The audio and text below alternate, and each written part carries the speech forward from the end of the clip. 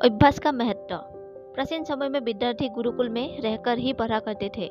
बच्चे को शिक्षा ग्रहण करने के लिए गुरुकुल में भेजा जाता था। बच्चे गुरुकुल में गुरु के सानिध्य में आश्रम की देखभाल किया करते थे और अध्ययन भी किया करते थे। भरद्वाज को भी सभी की तरह गुरुकुल भेज दिया गया। वह आश्रम में अपने साथियों के साथ घुलने मिलने लगा, लेकिन वो पढ़ने में बहुत ही कमजोर था। गुरुजी की कोई भी बात उसके बहुत कम समझ में आती थी। इस कारण सभी के बीच वो उपहास का कारण बनता है। उसके सारे साथी अगले कक्षा में चले गए, लेकिन वो आगे नहीं बढ़ पाया। गुरुजी ने भी आखिर हार मानकर उसे बोला, बेटा भरद्वाज, मैंने सारे प्रयास करके देख लिए हैं। अब यही उचित होगा कि तुम यहाँ अपना समय बर्बाद मत करो। अपने घर चले जाओ और घर वालों की काम में मदद करो। भरद्वाज ने भी सोचा कि शायद विद्या मेरी किस्मत में नहीं है, और भारी मन से गुरुकुल से घर के लिए निकल गया। दोपहर का समय था। रास्ते में उसे प्यास लगने लगी। इधर उधर देखने पर उसने पाया कि थोड़ी दूर पर ही कुछ महिलाएं कुएं से पानी भर रही थी। वो कुएं के पास गया। वहाँ पत्थरों पर रस्सी के आने जाने से निशान बने हुए थे।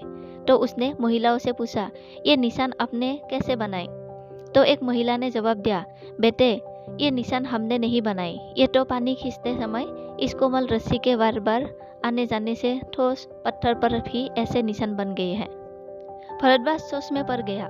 उसने विचार किया कि जब एक कमल से रस्सी के बार बार आने जाने से एक ठोस पत्थर पर गहरे निशान बन सकते हैं, तो निरंतर अभ्यास से मैं विद्या ग्रहण क्यों नहीं कर सकता।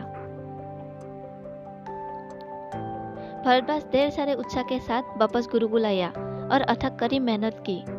गुरुजी ने भी खुश होकर भरपूर सहयोग किया। कुछ ही सालों बाद यही मन बुद्धि बालक भरद्वाज आगे चलकर संस्कृत व्याकरण का महान विद्वान बना, जिसने लघु सिद्धांत कौमुदी, मुद्द सिद्धांत कौमुदी, सार सिद्धांत कौमुदी, गिरबान पदमंजरी की रचना की। शिक्षा।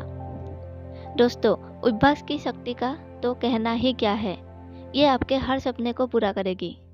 अभ्यास बहुत जरूरी है, चाहे वो खेल में हो या पढ़ाई में या किसी और चीज में। बिना अभ्यास के आप सफल नहीं हो सकते हो।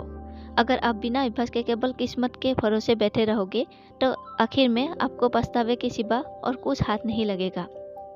इसलिए अभ्यास के साथ धैर्य, परिश्रम और लगन रहकर आप अपनी मंजिल को पाने के लिए जुट जाए। धन्यवाद।